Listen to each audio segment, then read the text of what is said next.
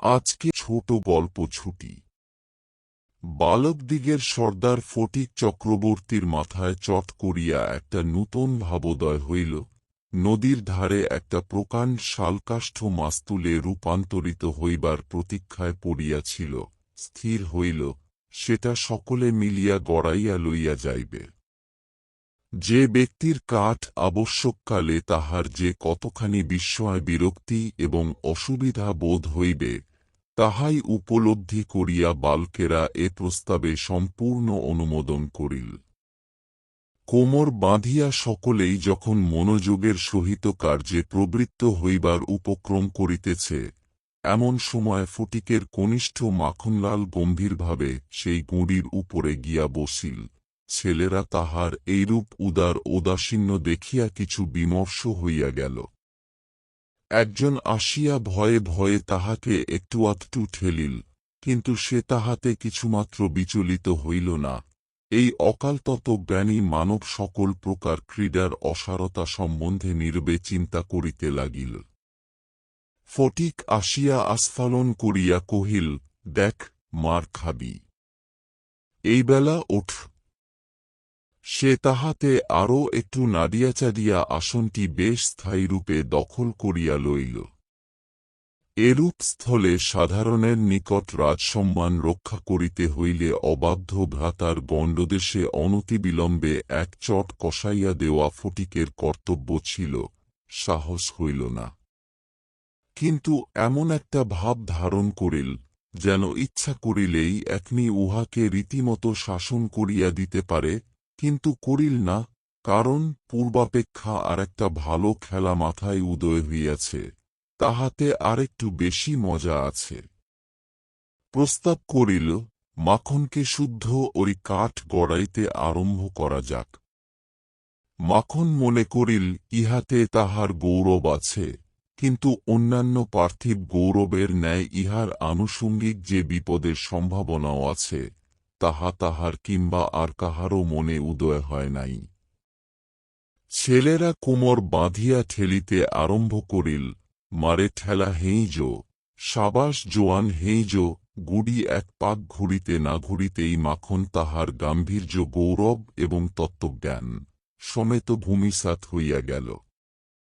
খেলার আরম্ভেই এইরূপ আশাতীত ফল্লাদ করিয়া অন্যান্য বালকেরা বিশেষ হৃষ্ট হইয়া উঠিল, কিন্তু ফটিক কিছু শশব্যস্ত হইল। মাখন তৎক্ষণাৎ ভূমিশয্যা ছাড়িয়া ফটিকের উপরে গিয়া পড়িল, একেবারে অন্ধভাবে মারিতে লাগিল। তাহার নাকে মুখে আঁচ কাটিয়া কাঁদিতে কাঁদিতে গৃহাভিমুখে গমন করিল। খেলা ভাঙিয়া গেল। ফটিক গোটা কতক কাশ উৎপাটন করিয়া লইয়া একটা অর্ধনিমগ্ন নৌকার গলুইয়ের উপরে চড়িয়া বসিয়া চুপচাপ করিয়া কাশের গোড়া চিবাইতে লাগিল। এমন সময় একটা বিদেশী নৌকা ঘাটে আসিয়া লাগিল।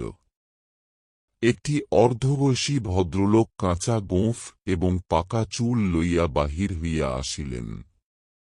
বালককে জিজ্ঞাসা করিলেন, চক্রবর্তীদের বাড়ি কোথায়? বালক ডাঁটা চিবাইতে চিবাইতে কহিল, ওই হত্যা, কিন্তু কোন দিকে যে নির্দেশ করিল, কাহারও বুঝিবার সাধ্য রহিল না। ভদ্রলোকটি আবার জিজ্ঞাসা করিলেন, কোথা?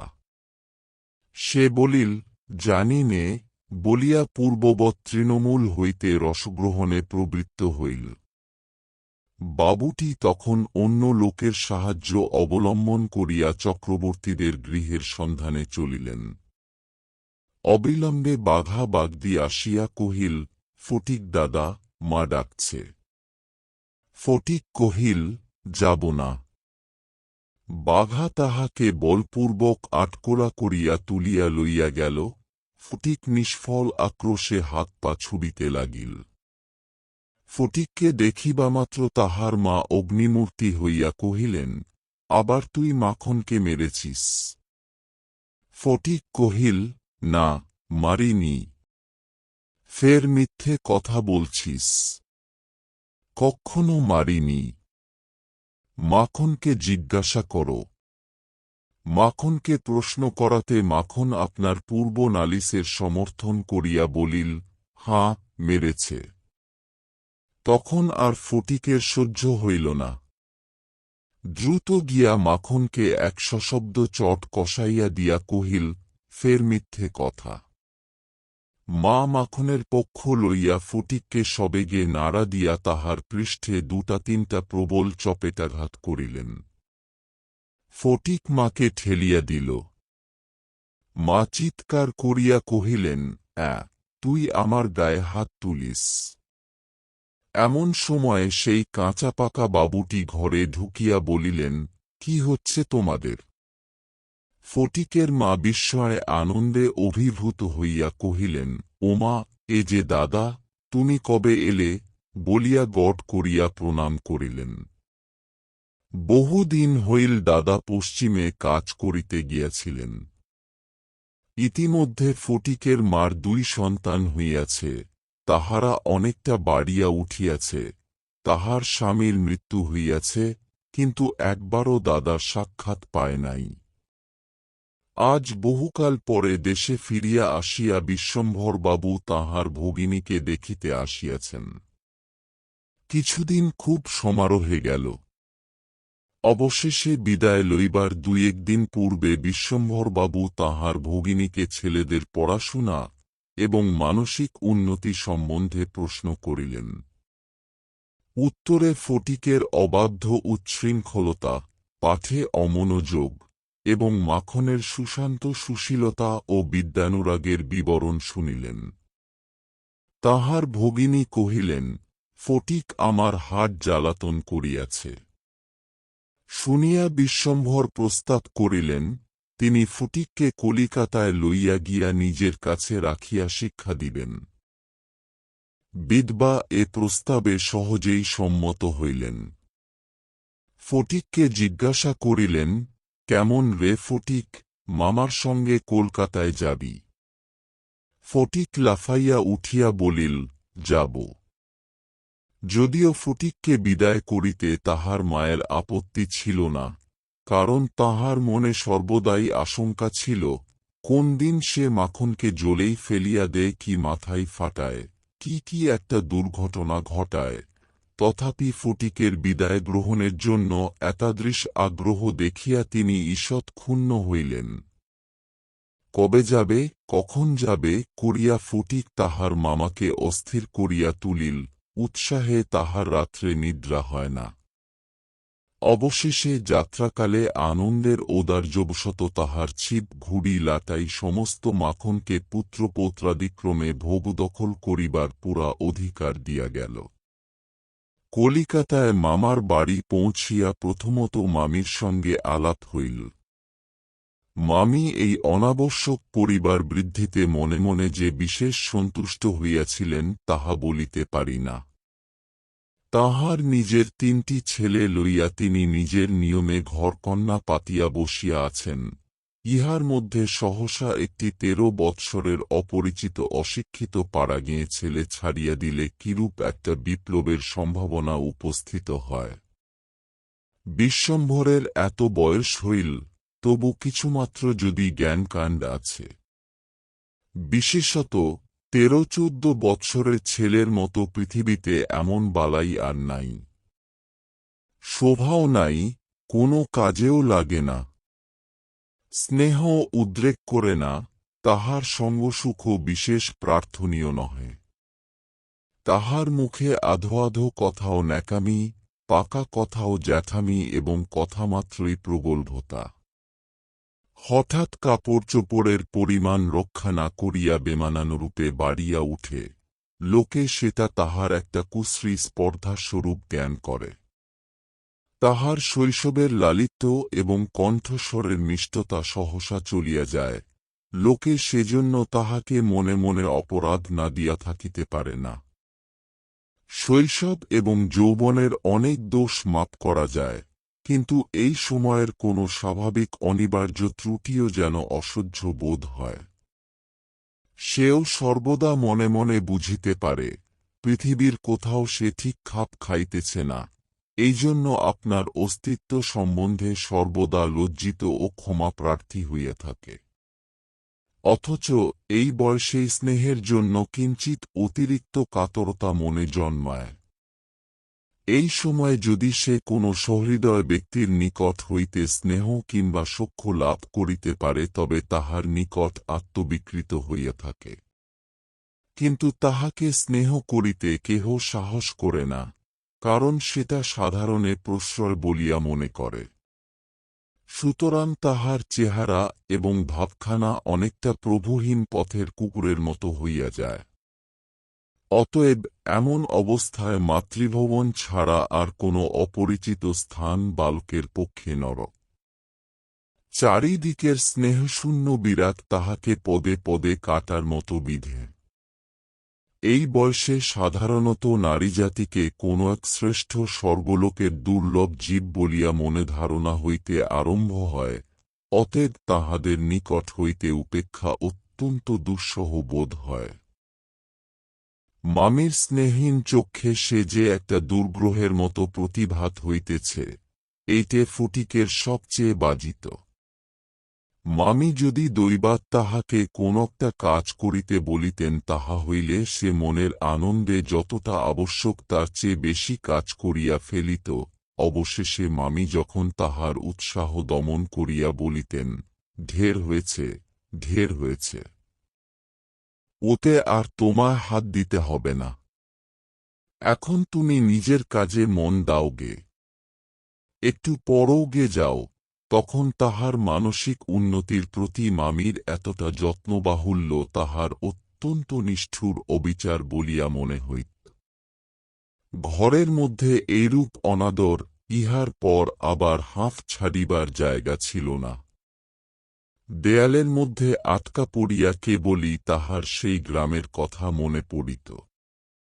প্রকাণ্ড একটা ধাউস ঘুড়ি লইয়া বোঁ বোঁ শব্দে উড়াইয়া বেড়াইবার সেই মাঠ, তাইরে নাইরে নাইরে না করিয়া উচ্চৈঃস্বরে স্বরচিত রাগিনী আলাপ করিয়া অকর্মণ্যভাবে ঘুরিয়া বেড়াইবার সেই নদীতীর, দিনের মধ্যে যখন তখন ঝাঁপ দিয়া পড়িয়া সাঁতার কাটিবার সেই সংকীর্ণ স্রোতস্বিনী, সেই সব দলবল উপদ্রব স্বাধীনতা, এবং সর্বোপরি সেই অত্যাচারিণী অবিচারিণী মা অহর্নিশি তাহার নিরুপায় চিত্তকে আকর্ষণ করিত। জন্তুর মতো এক প্রকার অবুঝ ভালোবাসা, কেবল একটা কাছে যাইবার অন্ধ ইচ্ছা, কেবল একটা না দেখিয়া অব্যক্ত ব্যাকুলতা, গোধূলি সময়ের মাতৃহীন বৎসের মতো কেবল একটা আন্তরিক মা ক্রন্দন, সেই লজ্জিত শঙ্কিত শীর্ণ দীর্ঘ অসুন্দর বালকের অন্তরে কেবলই আলোড়িত হইত। স্কুলে এত বড় নির্বোধ এবং অমনোযোগী বালক আর ছিল না। একটা কথা জিজ্ঞাসা করিলে সে হা করিয়া চাহিয়া থাকিত। মাস্টার যখন মার আরম্ভ করিত তখন ভারক্লান্ত গর্দভের মতো নীরবে সহ্য করিত। ছেলেদের যখন খেলিবার ছুটি হইত তখন জানালার কাছে দাঁড়াইয়া দূরের বাড়িগুলার ছাদ নিরীক্ষণ করিত। যখন সেই দ্বিপ্রহর রৌদ্রে কোনটা ছাদে দুটি একটি ছেলে মেয়ে কিছু একটা খেলার ছলে ক্ষণেকের জন্য দেখা দিয়া যাইত তখন তাহার চিত্ত অধীর হইয়া উঠিত। একদিন অনেক প্রতিজ্ঞা করিয়া অনেক সাহসে মামাকে জিজ্ঞাসা করিয়াছিল, মামা, মার কাছে কবে যাব? মামা বলিয়াছিলেন, স্কুলের ছুটি হোক। কার্তিক মাসে পূজার ছুটি, সে এখনো ঢের দেরি। একদিন ফটিক তাহার স্কুলের বই হারাইয়া ফেলিল। একে তো সহজেই পড়া তৈরি হয় না, তাহার পর বই হারাইয়া একেবারে নাচার হইয়া পড়িল। মাস্টার প্রতিদিন তাহাকে অত্যন্ত মারধর অপমান করিতে আরম্ভ করিলেন। স্কুলে তাহার এমন অবস্থা হইল যে তাহার মামাতো ভাইরা তাহার সহিত সম্বন্ধ স্বীকার করিতে লজ্জা বোধ করিত। ইহার কোনো অপমানে তাহারা অন্যান্য বালকের চেয়েও যেন বলপূর্বক বেশি করিয়া আমোদ প্রকাশ করিত। অসহ্য বোধ হওয়াতে একদিন ফটিক তাহার মামির কাছে নিতান্ত অপরাধীর মতো গিয়া কহিল, বই হারিয়ে ফেলেছি। মামি অধরের দুই প্রান্তে বিরক্তির রেখা অঙ্কিত করিয়া বলিলেন, বেশ করেছ। আমি তোমাকে মাসের মধ্যে 5 বার করে বই কিনে দিতে পারি নে। ফটিক আর কিছু না বলিয়া চলিয়া আসিল। সে যে পরের পয়সা নষ্ট করিতেছে, এই মনে করিয়া তাহার মায়ের উপর অত্যন্ত অভিমান উপস্থিত হইল। নিজের হীনতা এবং দৈন্য তাহাকে মাটির সহিত মিশাইয়া ফেলিল। স্কুল হইতে ফিরিয়া সেই রাত্রে তাহার মাথা ব্যথা করিতে লাগিল এবং গা শিরশির করিয়া আসিল। বুঝিতে পারিল তাহার জ্বর আসিতেছে। বুঝিতে পারিল ব্যামো বাধাইলে তাহার মামির প্রতি অত্যন্ত অনর্থক উপদ্রব করা হইবে। মামি এই ব্যামোটাকে যে কিরূপ একটা অকারণ অনাবশ্যক জ্বালাতনের স্বরূপ দেখিবে তাহা সে স্পষ্ট উপলব্ধি করিতে পারিল।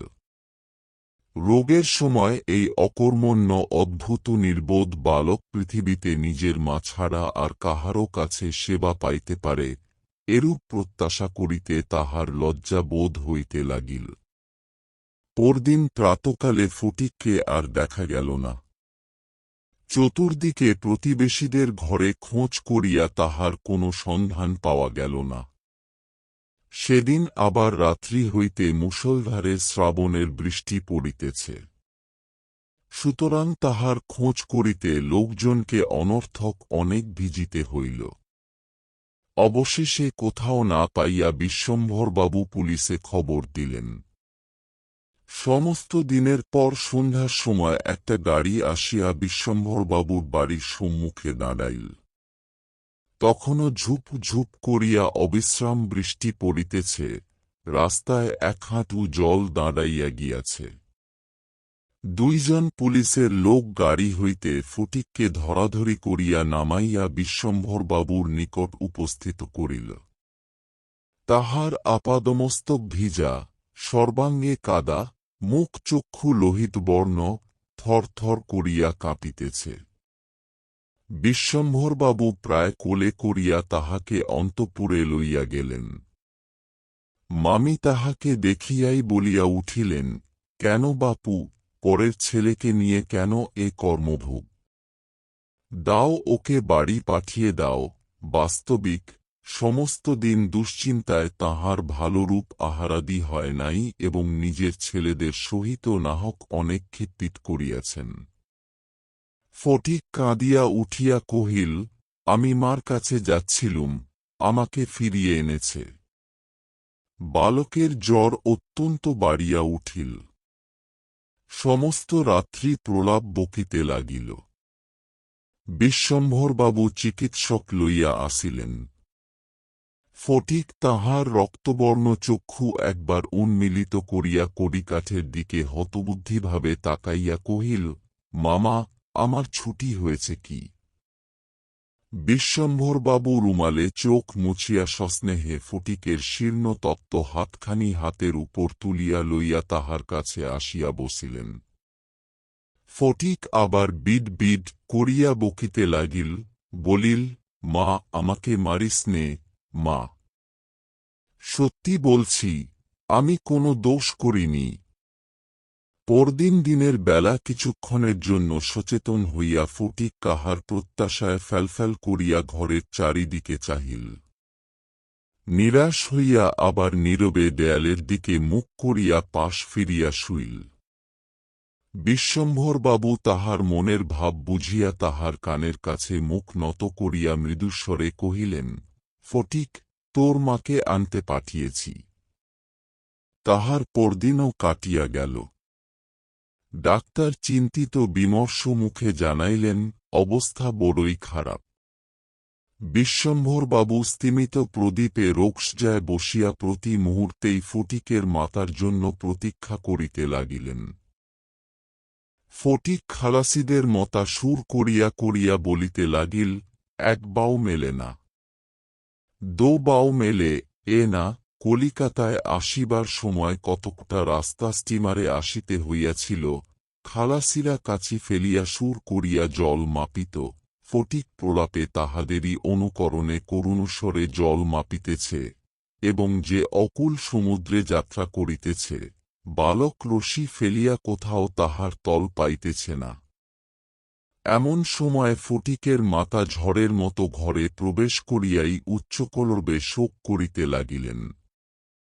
বিশ্বম্ভর বহু কষ্টে তাহার শোকোচ্ছ্বাস নিবৃত্ত করিলে তিনি শয্যার উপর আছাড় খাইয়া পড়িয়া উচ্চ ঈশ্বরে ডাকিলেন, ফটিক!